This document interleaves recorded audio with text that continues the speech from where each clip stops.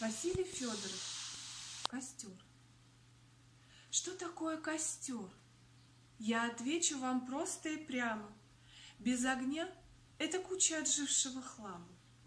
Это тлен тольника, что подмыло весною. Это стебель цветка, отпылавшего в зное.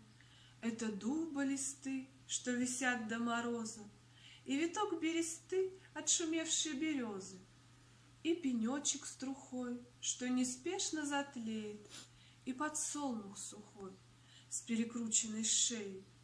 То, что взгляду удалось, было в сумерки взято. На костре собралось все, что жило когда-то.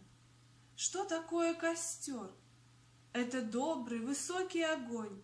Протяни к нему руки, обнявши ладонью ладонь. И присядь, и побудь, чтобы вдоволь погреться. Грейся, но не забудь ты к огню приглядеться. Если б не было тьмы, ты увидел бы проще. Дым похож на дымы зеленеющей рощи. Легкий дым уже густ, и над ним, как бывало, вспыхнет розовый куст тольника краснотала. А потом из дымка, что опять озарится, алый выплеск цветка над костром повторится.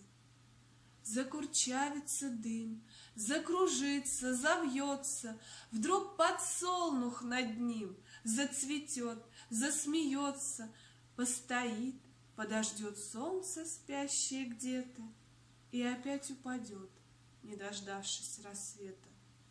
Что такое костер, осветивший ночные кусты?